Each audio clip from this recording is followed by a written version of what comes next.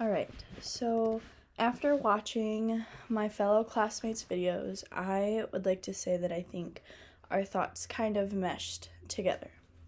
I think personally, everybody also thought that this book was really interesting. Um, and I'm gonna kind of touch base a little bit on some of the things that my classmates also thought were interesting. So, right here, it says, Leap has worked as what we call in our business a locum tenens physician, going from hospital to hospital, filling holes in schedules, and earning a good amount of money doing so. Never fully invested in one place, he and the other locum physicians like him are vital resources as each place where they choose to spend their time. But for the time being, staying away from the front lines of coronavirus wasn't such a bad thing. Leap suggests for a physician like him, who, based on his age, fell into the higher risk demographic.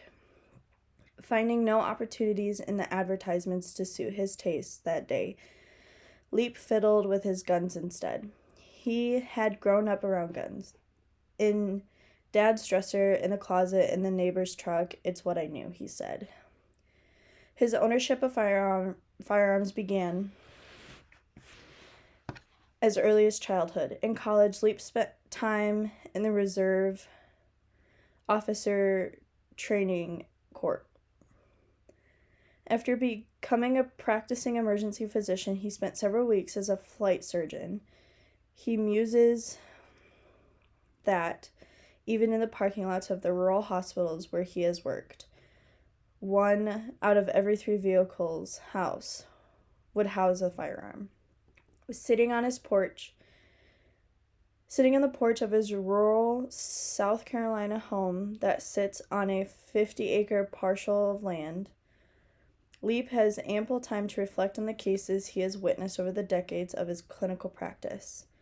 And although he has witnessed some terrible things, some of which were brought on by guns, is a stabbing, one in which a woman was knifed 12 times in the back, that haunts him the most. This incident occurred in Indianapolis, where Leap attended medical school at a place that was once called Methodist Hospital of Indiana, now just IU Health Methodist Hospital.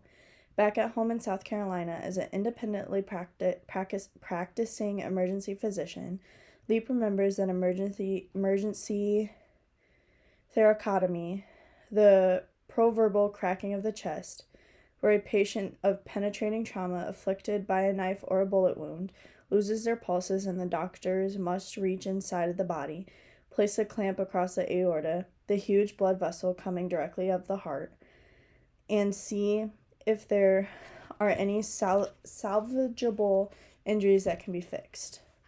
It is not an easy task for the uninitiated. So something like that kind of just goes to show how important emergency physicians are, and on top of that, how important public health doctors are too, because now not only did COVID bring on a lot of gun violence, it also brought on along a lot of regular violence too, such as like stabbings and things like that. So I think it's very important to, when it comes to something like that, to really put into perspective of what could actually happen.